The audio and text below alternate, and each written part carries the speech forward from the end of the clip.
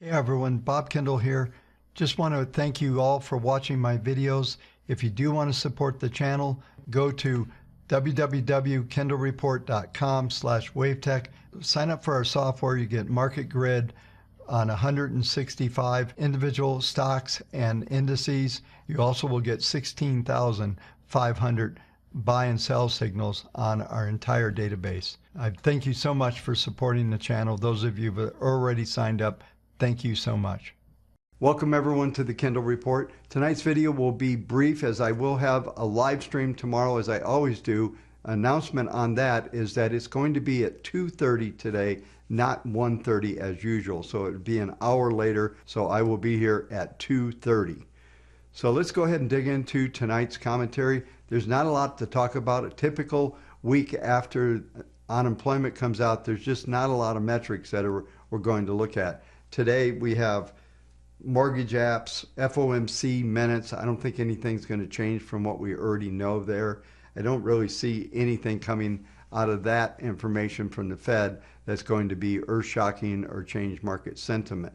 But as we looked at yesterday, we saw a little follow through to the upside, but it pulled back and closed slightly lower. S&P down 0.1, the NASDAQ down 0.1, and the Russell lagged a little bit, down 0.3. But as you know, there was an RXT sell signal, so we're seeing this slight sideways movement. We should have at least one more day. Possibly we can break out of this thing coming into Thursday's market, and that's where the major elements of this week is going to be revealed. We'll have the claims and the continuing claims. I believe that the Thursday reports could have an impact on the markets from a sentiment viewpoint, maybe get us to the point where we can start to move higher again in this pattern. But for right now, probably another day sideways to down, not a lot going on. I'll go through all the details and the technicals here in just a few minutes.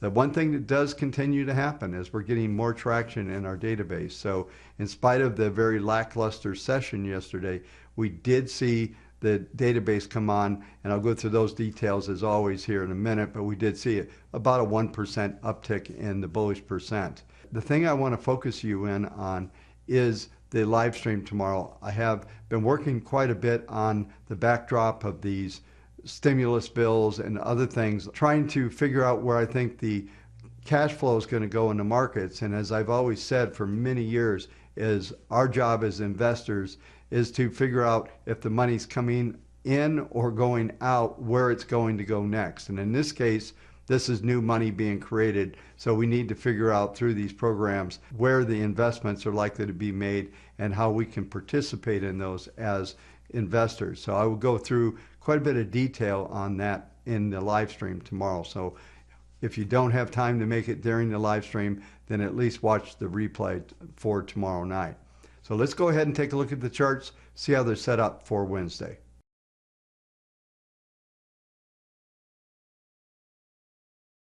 As I begin the WaveTech overview, this is WaveTech embedded into the Portfolio Expert platform. But as we look at the numbers here, you're going to see that the percentage bullish on the daily now is at 38.95. It was up almost 1%. We saw 407 new buy signals, 132 sells. So we're getting slightly more traction on the database. We're still looking for this thing to jump over the 42% level. And what that will indicate is that we're going to go into a more sustained short-term rally. And those typically will last for somewhere between 25 and 40 days or trading sessions. And so that will put us well into the end of May by the time that cycle will finish, if we can get that signal. Based on the configuration on the weekly charts and other elements within the trends, it's very likely we're going to get this signal and move the database up into a 60 to 80% bullish range over the next several weeks.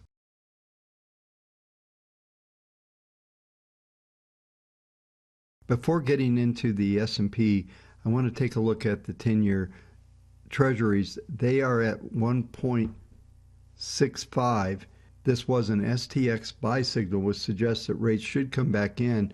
The market is at a vulnerable stage, suggesting that rates could continue to decline down to around 1.5 1.58. So it is looking like rates are going to stabilize here and move slightly lower.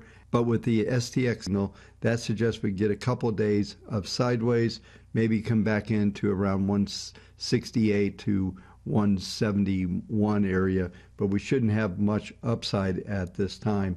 We should start to see more downside come into play. We're seeing the PPMs all roll over. Looks like everything's pointing for the prices of the market to meet the 40-day moving average, and that should be around those 1.54 level.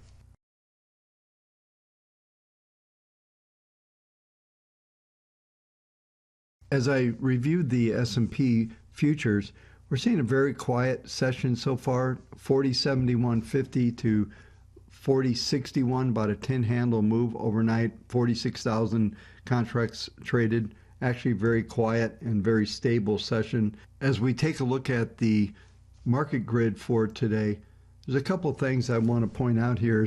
We have the 10-period moving average at 39.97, so that is going to be major support that's coming underneath this market. It is moving up at 0.5% per day, so that number is going to jump up quite a bit over the next several sessions and start to supply support closer to the S2, S3 level on the grid for today, which would be 40.47, 40.38.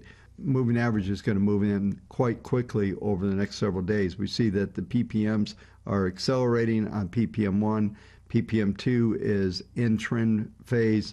PPM3 has not signaled a full trend mode, but we are experiencing this acceleration on the PPM1, which should supply plenty of support in this market as we go forward. As we take a look at the SPX sell that we got on Monday suggests that we should say at least 2 days sideways, as I've been discussing. The grid has narrowed quite a bit as we look at the expectations for today. I'm looking at the possibility of an S1, R1, very tight range for this session, and it's possible that we will expand down to an S2, which would be 40.58, and we're going to be locked in, no matter how we look at it, between R2 and S3 for most of the session today, and that's a very narrow range if that happens. As I just mentioned, we only have a 10-point range overnight, so things are quieting down quite a bit as there's just a lack of news and sentiment that really drive the markets at this time.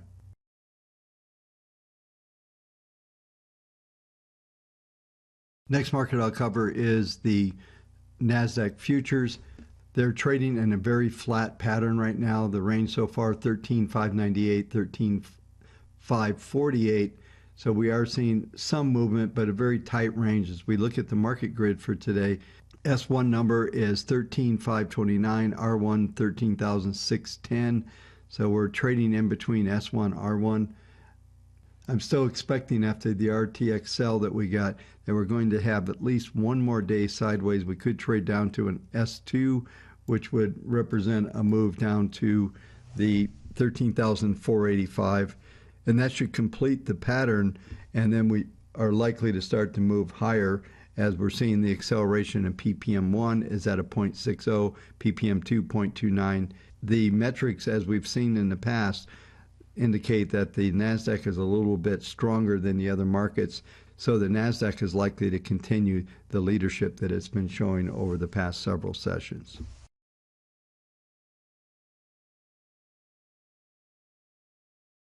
The final market that I'll cover tonight is gold. We're trading up just to that 40-period moving average that I've been discussing last couple of nights. It's at 1,748. The high tonight, 1,745. So we're right there.